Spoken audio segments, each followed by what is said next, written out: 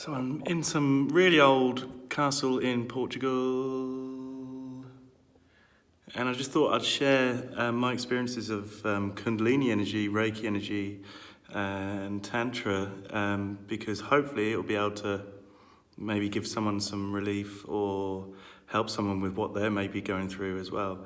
So basically, if you don't want to know my sexual practices, i.e. my mum, then maybe skip forward a minute or two and don't listen. Everyone else, I mean, I'm sure you're really interested. So here we go. Basically, I've always been like quite explorative in all walks of life, or what have you. And so that exploration also led me to Tantra. It was just like, ooh, what's this? And like most people, it was probably more towards the heightened orgasm and the length of time of sex and stuff like that. But first of all, that was done with tantric massages, which the energy was just incredible, and I was immediately was like in love with this technique, or well, basically in love with the Kundalini energy rising through the body. And my whole body would feel alive with energy, feel all the tingles, it was just an incredible experience.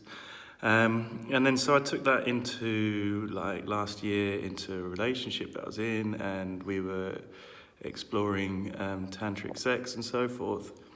And again, the same energy. And then one time I had, was in the process, and it was almost like my body was taken over, basically. I was just like reeling around like an animal and screaming, and just like the amount of noise that was coming out. And then suddenly I left my body. And I didn't really think about it at all at the time. But I could see I was watching myself from like above a diagonal angle looking down, and I basically shat myself, and I was like, what the fuck's going on? I need to re-enter my body, and just came back into my body, stopped. I was still alive with all the energy, and I was like amazed by it, and thought it was a really wonderful thing. And then slowly but surely it seemed like my life was sort of unraveling, and I slowly but surely went into what would, for most people, be classified as a depression, effectively.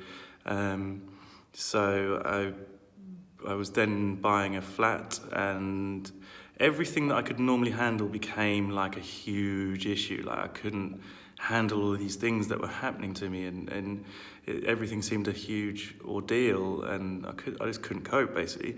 And then that kind of led me into the Reiki path, and then ended up at level 2 and doing the level 2 self-healing.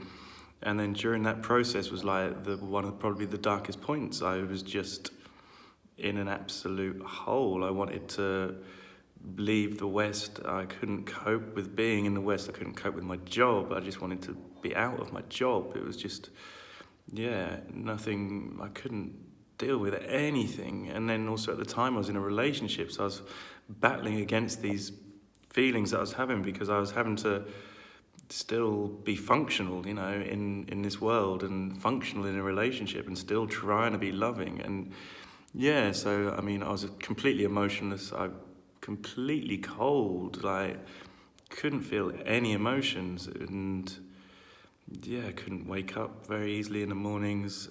Like, as I say, kind of like just a depression, but I've had depression, it felt different to depression. I knew it was something at play, I don't know. And then, so more and more Reiki self-healing, and then slowly but surely sort of felt coming out of it. But, there was always triggers that were happening in my life that, again, I couldn't cope with, and it would send me back down into this hole. And then eventually my ex then broke up with me, and that sent me into even more of a hole, where I then started doing all the healing work. So I had a massive 6-month period or so of huge amounts of healing, like seeing a shaman every 2 weeks, doing Kambo. And in all honesty, I think my saviour was actually yoga, and I'd never been drawn Like I did a lot of the practices of yoga without the asanas, and then was suddenly drawn to the asanas, and yeah, that really helped take me through all the dark stages basically. And then coming to the end, and then feeling fine and amazing again, and yeah, getting the lust for life back and excitement at life and gratitude and everything like that, and started researching into it. And so it was basically the Kundalini rising, and shooting out and pretty much just unblocking every chakra sort of thing all at once. I think, I don't know, but it's not something that's often discussed. The sort of dark night of the soul and the darkest stages of spirituality, if you want to call it that, whatever you want to call it. And then the whole disillusionness of it, like I was just totally disillusioned. And yeah, it's an important thing because a lot of people are going to go through this process. And back in the days, I would suggest that most people had a guru who would then guide them through it. And I didn't have any of that. I didn't know what was going on. So I was just trying to carry on with my life as normal, and then because of that kind of resistance, it meant this whole period, it lasted like 3/4 of a year, maybe almost a year of, just trying to get through it all.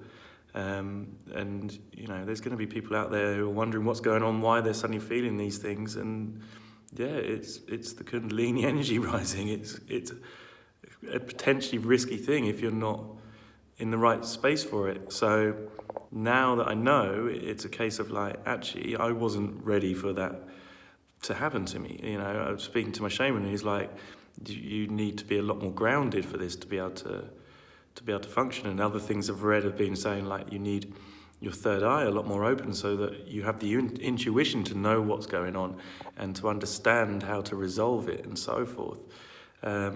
So if anyone's going through it, then I'm happy for you guys or girls to reach out and contact me, and I can share my experiences or what I did and have you. Or just, it's good to know that you're not going mad, you're not depressed. It's all just part of the healing process, and you're going to come out the other side a better person. So that's another side of the spiritual world that isn't often talked about. So that's my experience with all that.